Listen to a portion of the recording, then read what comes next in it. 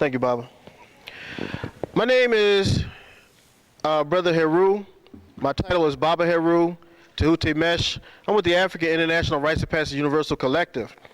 To us because he repulsed 2 invasions of Egypt by peoples called the peoples of the sea.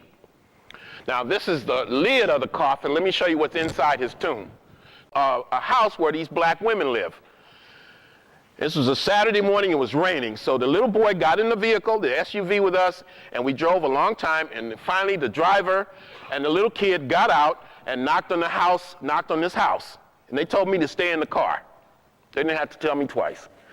And next thing you know, I'm looking to see what they're doing, and I see these 2 black faces pop out of a window.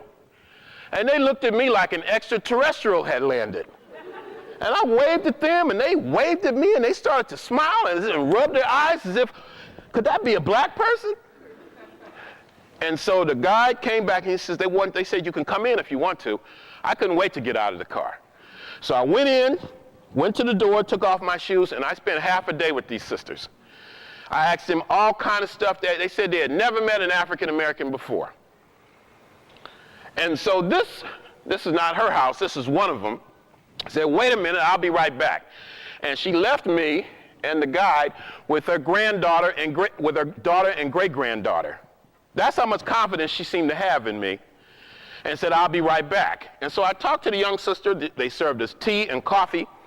I said, have you ever met a black person from the U.S.? Yes, boy, no, never. So these are the black women in Turkey. Next. Next. This sister said I look just like her dead husband. I didn't know if I should take that as a compliment or I should hurry and get my tea and get out of there. And they said all their husbands were dead. And then they looked at me and smiled. I said, where are you from? They said, we are from the Sudan. And we came here about 150 years ago as enslaved people. And I said, well, my ancestors came to the United States as enslaved people. And we both started to cry. They told me that about 2 years before, that a delegation from Sudan had come there and met with them and made a big deal out of it. The media was there, the press, everybody was there. But they never heard from them again. And so they kept saying, please don't forget us, don't abandon us. They didn't have anything, they were agricultural laborers, and they said they were exploited and discriminated against based on their race. And finally, well, let me show you 1 or 2 more pictures. Next. Now, this was the sister who owned the house, and I asked her, I said, what is the future? She said, hopeless. And that was really, really a painful thing to hear. And so I got ready to go, but before I did that, I asked them if I could give them some money. I believe people should be able to keep their dignity. And these people didn't have anything. I didn't want them to ask me. I wanted to be able to say, can I help you? Can I do anything? And I think I gave each of them about $50, 4 women, and the young woman too. Let's go to the next one. This is the grandchild, the daughter. She's married to a white Turk whose father was, his father was in prison. I never found out why, and I didn't pry. And they all just cried for a long time. And they kissed me and asked me not to leave. It was a really, really, really emotional experience. And of all the things that I do, it's one thing to see an object in a museum, but it's quite another thing to be able to interact with African people who've been away from Africa for a long time and have a sense of being isolated and alone. And this is one of the greatest travel experiences I've ever had in Turkey. So I'm going back in October. Now, you also have people who are a bit more mixed, but you see some of those folk look like they just got off the boat. And this brother was a taxi driver, and one of his parents was African. And then this is his son. Next. And then this one, a picture that is not very good. This brother claims to have come from Egypt about 200 years ago. And I spent an afternoon with his family. So you have people who say they come from Egypt, Ethiopia, and Sudan, and their survivors are in Turkey right now. I'm going back in October. Next. And then next year, I want to organize a tour. Can you put the next carousel on? Just take that one off. Know that India is very big to me, that India has the largest concentration of black people in the world, something like 300 million. And this is a phallic symbol from India. I photographed this in a museum in Pasadena. Next.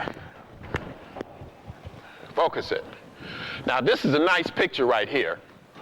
And I picked this was a postcard I picked up in Amsterdam of a black child in India. Next. These women are in northwest India. They live in a state called Rajasthan. And I think that these are black untouchables in the northwest. Next. This man is from another group of black folk in India. They are from a group called the CDs. Not like compact disc CD, the people SIDDIS. And these are Africans who were actually enslaved and brought to India within the last 1400 years. And these are new pictures. Next. Next.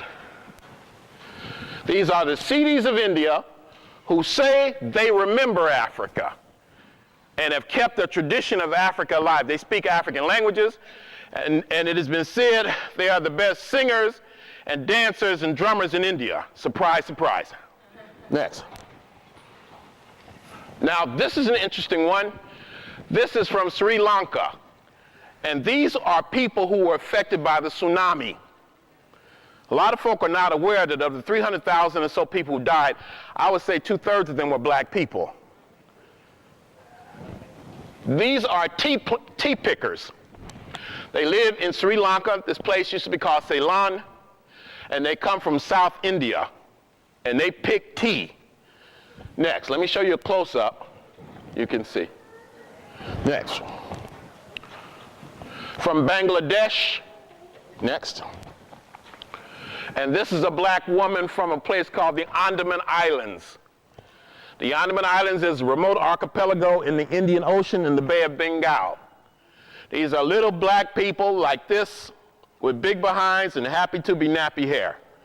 And they want to be left alone. Now, one of the things that has happened, it always happens when you have a disaster or catastrophe, you have to find something positive. And one of the positive things about that whole experience is that research was done. And scientists concluded based on DNA that these people are a relic population who left Africa maybe 60,000 years ago. I suspect much longer than that. The scientists say they look like these are the exact words, they look like they belong in Central Africa, but instead they're in the Indian Ocean. And they concluded that this is what the first people of Asia look like. Very profound, but nobody's talking about it. Next. From Cambodia. Now the statue, I don't know, it looks white, but the features are clearly Africoid. I suppose it's just the choice of stone. Look at that big old nose. You can suck in a lot of air. Look at those lips. This is in a place called Angkor Wat in Cambodia, and I'll be taking a group there in April. Next. From Thailand. Next. From China. This is an image of a bronze tiger holding a black child, but it's not in China. It's from the earliest dynasty in China, but it's in the Chanucci Museum in France, in Paris, which is closed. It's supposed to open in July. Guess where I'll be in July? Next. Yeah, Shang Dynasty, and there's a close-up of it. This is in China now. Next. And this is from Central China. This is just an article I found in the New York Times. And this is an image from a Buddhist grotto in Central China. And the story goes, there are about 4,500 of these statues in Central China. Next. This is from Japan. Now, this doesn't look Africoid to me, but it's painted black. And that's a start. This is of the figure called Bodhidharma. Bodhidharma is supposed to have been the Buddhist monk from India who brought Buddhism and martial arts to China and Japan. And this is in a museum, once again, in Copenhagen, Denmark. Next. From the Philippines. Next. I'm going to finish up right quick. From Australia. That's where I was for my 50th birthday. My 4th trip there. Next. And I was able to get this image, which I think is adorable. If you want a good film about Aboriginal Australians. There's a film that came out about 2 years ago. I'm sure you could get the DVD. It's called Rabbit Proof Fence. Excellent film. And a lot of these essays and even a few of the photographs are in my book there. Next. And the videotapes. Now here's a good one. This is Tasmania. Perhaps you've heard of Tasmania. I went to Tasmania. I've always referred to Tasmania as the ghost land because most of our people were killed off there, Tasmanian Aborigines. And this is what it actually looks like. It's a beautiful place. Next. And here's another image. It looks almost otherworldly. It looks tropical, but it snows. It gets really, really cold. And when I was going through these forests, I tell you no lie, I felt like I could look out of the corner of my eye and see one of the Tasmanian Aboriginals like hiding behind a tree. It was a strong sense that I had that they were around me and they were checking me out. Next. Now this is an image of a sister. I usually show her a lot, but I show her as an old woman. Her name is Truganini. These people were cut in half, roasted alive, castrated, skinned alive, boiled in oil, kept in cages, kept as sexual slaves, you name it. The worst atrocities you could imagine was done to these people. And all of the books tell you that all the Tasmanian Aboriginals were wiped out. Well, I found out that wasn't true. That only the full-bloods were wiped out, that certain of these black women were kept as sexual slaves by white men who hunted seals. They were British, and they kept them and raped them, and children were produced from those unions. So when I went to Australia, I met with the descendants of those original black people. Once again, a really, really emotional experience. Next. And then this was her husband, who was murdered before her very eyes. His hands were cut off with axes by 3 white men, and then they raped her while he bled to death. That's a true story. Now, look at the hair. And then look at Norm Bond and wonder if he didn't pose for this. And then you have, he's wearing sealskin. Tasmania is a small island off the southeast coast of Australia. Next. And this was the last residents of the Tasmanian Aboriginals. All the full-bloods were kept here, the ones who survived, until they died in 1876. And I went there, and that sense that they were watching me became really, really strong. I had a good time in Tasmania. I learned a lot. It was just like when I went to Ghana for the first time and I went in those dungeons. At first, it's a dreadful experience. But afterwards, you seem like a burden has been lifted from you. And it seemed like you could have a better sense of appreciation for what your ancestors went through. Well, it was the same thing here. This was the first concentration camp in the world. And also, I actually did see a Tasmanian devil when I was in Australia. No, it wasn't a white man. It was an actual 4-legged beast that, interestingly enough, was painted black. Next. From New Guinea, somebody told me last week that looked like Theodore Pendergrass. They use the word old school now. Next. From New Guinea, this big island in the Pacific. Next. From Fiji. Fiji is one of my favorite places. These people jump up in your face and say, "We come from Africa. Where are you from?" And if you say, "I'm from Africa too," you have got a family member for life. "You come from Africa?" "We come from Africa." And then they say, "Have you been to Africa?" "Yeah, I've been to." "Tell us, we want to go." Isn't it refreshing to find black folk who are not ashamed of their place of origin in Fiji? But there are some interesting things happening in Fiji. I've been there a couple times. Let's go to the next one. This is an island chain in the Pacific. And one of the places we were going to, we encountered this little boy. Now, I was the leader of the group. I could do almost anything I wanted to do. And we had to stop at a village. Somebody wanted to use the bathroom. Somebody wanted to stretch their legs. Somebody wanted to smoke a cigarette. Somebody wanted a beer. We were going from one place in Fiji to the other. So all of us got off the bus, and we were all doing our respective chores. And this little boy walked out. And everybody stopped what they were doing to gather around this child What's your name? You so cute. Can I take your picture? Here's some money. And then after we left, we got on the bus. Young brother said, Renoko, Dr. Rashidi something, what kind of message did we just send to those people? I really had to think about that. Now, I thought consciously that I was drawn to this child because he looked different. Or is that really why I was drawn to the child? Is it that deep in our psyche, we do believe that the lighter you are, the lighter your hair is, the more attractive you are, and we are drawn to people like that because we have been taught to believe that. One of the things that travel does is it causes you to confront yourself. It causes you to look sometimes deep within at values and concepts that you didn't even know you possessed. Next. Next. Now, where do you think this lady is from? North Philly, huh? Nope. How about anybody else? From New Zealand. These people are called Whanganui Maori. And after I left Tasmania, I went to New Zealand. And these are some of the pictures that I came up with. Now, this woman looks like she could be from any part of the African world, but from New Zealand.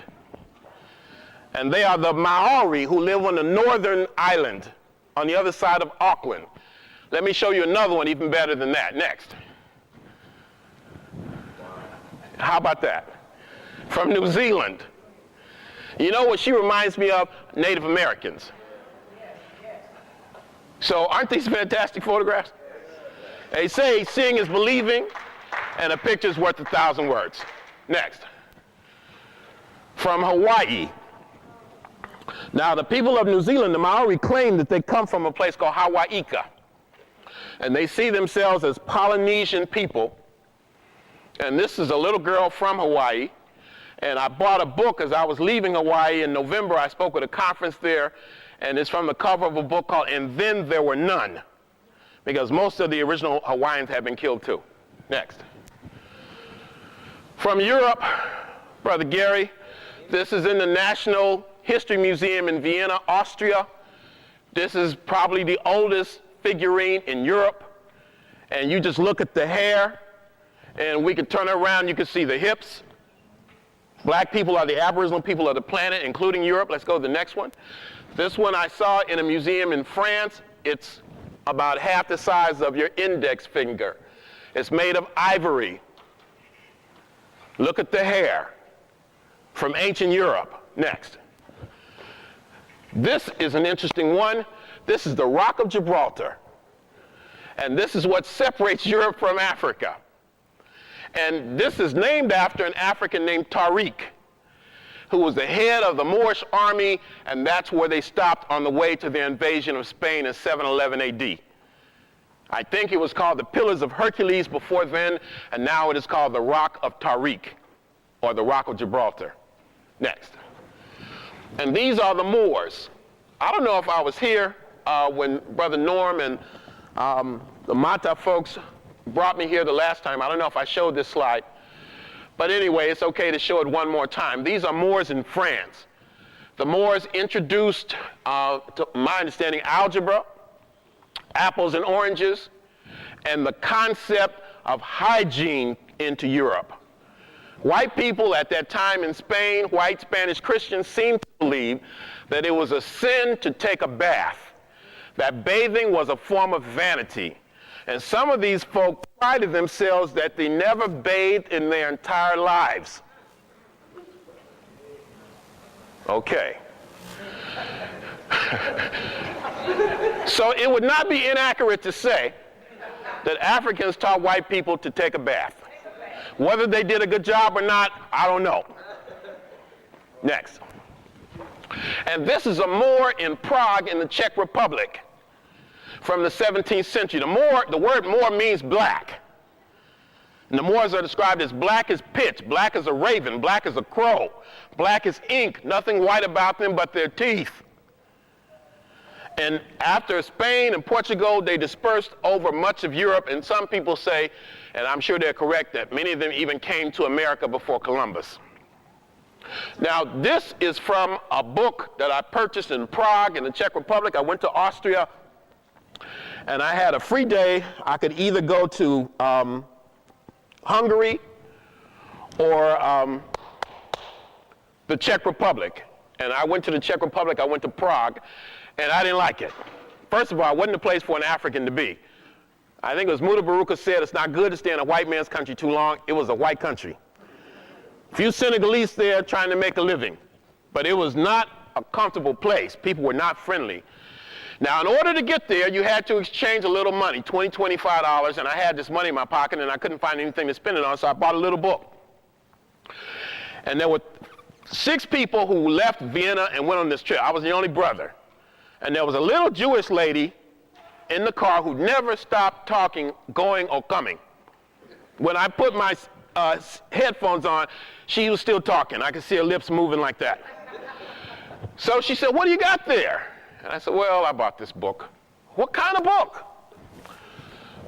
I said, "It's a book. It's a book on the Czech Republic." "Can I see it?" "Okay." She said, "Oh, I didn't buy anything like this." I want to say, "What you bothering me for?"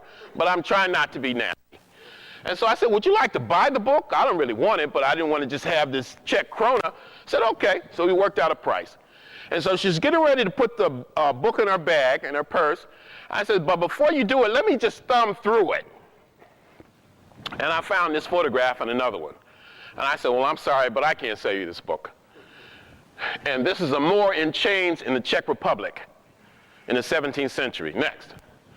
Here you have, this is an interesting one. This is a man named Abraham Hannibal. He is an African who ends up in Europe at the beginning of the 17th century. He is given as a gift to the Tsar or Kaiser or Emperor of Russia, Peter I, who takes a liking towards his child. I would like to think it was innocent. He sends the precocious little boy, he sends the child to France for an education, and he becomes a general in the Russian army. Now, apparently he knew he was going to have a military career, because next, he adopted as his emblem, go to the next slide, an African elephant. Now, Peter gave him the name Petrovich, or son of Peter, which was the Russian tradition. But he took the name Hannibal, the most illustrious African military figure he could identify with. Now, that's got to be an African consciousness there. That was all the things he could have picked. He picked an African elephant and took the name Hannibal. Next. This is one of his children. Next. But the most famous of his ancestors, or his descendants, is Alexander Sergeyevich Pushkin, who became the father of Russian literature, who bragged about his African ancestry. He was always talking about his great-granddaddy. And he prided himself on that, on his African identity. He had a vocabulary of 20,000 words. He is the Russian equivalent to Shakespeare. Next. And then you see, in his study is an image of a black man breaking the chains of slavery 200 years ago. He was anti-slavery. He was pro-African. Imagine that, the consciousness that these brothers must have had. You get my point? Next. This is a statue of Pushkin. Next, black. And this is another statue of him in the city of, I think, St. Petersburg. He's called the Russian Atom, the Russian Springtime. Next. Here's an interesting one also from Russia. This is St. George and the Dragon. Now, when I was in England, people told me, "You know St. George was black, right?" I said, "Sure, Send me a picture." And they sent me a picture. Now, I don't know, you see the dragon down there? You heard of St. George? St. George and the Dragon? There's the dragon. Now, I don't know if St. George is black or not, but I do know that the artist didn't have any problem painting that horse white. If he was trying, he didn't have a problem with the concept of the color white. And it seems to me he could have painted St. George the same way. Next. I thought you all would have thought that was humorous, but you did not. This is Ira Aldridge, the African-American Shakespearean actor who spent time in Russia. Next. This is, too late to laugh now. This is from the Capitolini Museum in Italy, in Rome. You have a black fertility figure that's there before the people called the Romans. Next. I'm trying to hurry up. This is the Black Virgin of Paris. This is an image of a black Madonna in a church, a small church behind a big cathedral on the outskirts of Paris. I got this the last time I was there. You see Jesus with the little frizzy afro. It's blonde, but it's frizzy.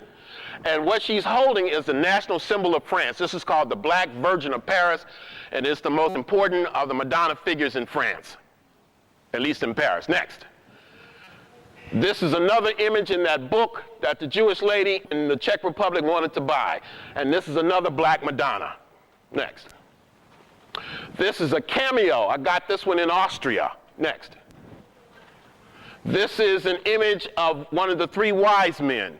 In the European Middle Ages, it was a popular thing to paint the youngest of the three wise men as an African. You can go to New York and go to the Bronx. This is in a museum called the Cloisters Collection, affiliated with the Metropolitan Museum of Art. That's my picture. Next. And here's a close-up. Next. Now, here's an interesting one. This one is also from England, and this brother's name is John Blanc. And this is a painting in the early part of the 16th century. This was the greatest trumpet player in Europe. He was the personal trumpet player of Henry VIII. And he won music awards in Westminster, England in 1511 AD. 500 years ago, you had a brother blowing people away with his trumpet in the UK. Before Miles Davis, before Lee Morgan, before Wynton Marsalis was a twinkle in anybody's eye. And there he is for you to see. Next. This is also in England. This is a black saint on the side of Westminster Abbey Cathedral. This lady is from Southern Africa. She was martyred for her faith in 1928. And this is a statue of a black saint on the side of Westminster Abbey in England. She looks like Angela Bassett. Next. The Chevalier de Saint George. This is a black composer. This brother is born in Guadeloupe in the Caribbean on Christmas Day, 1745. He is a fencer. You can see the sword in his hand. He is a violinist, a real ladies' man, they tell me. He died broke, I'm sad to say. There's a lesson to be learned from that, possibly. And he is a composer. He is sometimes called the Black Mozart. Next. These are black children in Wales. I always wanted to go to Wales, so I went. And these are black children. This is a postcard I got from like the 1930s in Wales. They're either from Guyana or Jamaica. But you have a lot of folk from the English-speaking Caribbean in that part of the world. Next. And then you have, this is an image I got in a museum, in the Liechtenstein Museum in Vienna, Austria. Next. From Holland. Next. Look at these statues. It looks like these people are alive. These are statues in 19th century Europe. Next. Look at that, sister. This is done about 1850. Next. Look at this brother. I know the ladies like that. Y'all ain't gonna say nothing, but I know you do. Next. And this is Mary Seacole. This sister's from Jamaica. She became a nurse. She worked with Florence Nightingale, but you never hear about her. From Jamaica, Mary Seacole, or perhaps it's pronounced Seacole, S-E-A-C-O-L-E. Next. From England. Next. This is the desk of Sigmund Freud in Vienna, Austria. Look at those Egyptian figurines up there. Freud was fascinated by Egypt, the so-called father of modern psychoanalysis. And one of his students actually went to Africa, a man named Carl Jung, went to Kenya. And in his memoir said, I feel like ancient voices are calling me. That's Sigmund Freud. Freud wrote a book called Moses and Monotheism, where he talked about Akhenaten. Sigmund Freud. Next. And then this is what's happening in the UK now, and in France, in Europe in general, this concept that you are not black, you are not white, you're just British. We don't want to hear that black stuff. That sound familiar to you? You're just a person. You're just a human being. And I had a lot of problems with that. They had a lot of problems with me. Because I'm an African before I'm anything. At least that's how I see myself. I have a race-first philosophy. That means I believe we should spend money with other black folk, whenever possible. That we should marry black folk all the time, with no exceptions. That you should live in a black community, that you should strive to uplift your community. I am what I like to call myself a race man. Next. All right, we're in the Americas. We're going to finish up. Gary, this is a new picture. Never been in a, well, I saw it in one book, but not this particular variation of it. This is from Belize in Central America. This is the National Museum in Belize, and this is a Mayan bowl. It's about 1,300 years old. It's from the late classic Mayan period. And it shows 5 black men in full body armor going to war in Mayan history. Black people came to America before Columbus. And the information is there. It should be in the school books already. Next. From Mexico. Actually, this is a funny story. This will probably be the last story I attempt to tell with humor in it.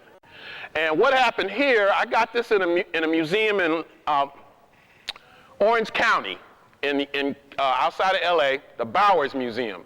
They had an exhibit they were advertising called The Queen of Sheba. So I was in LA for a couple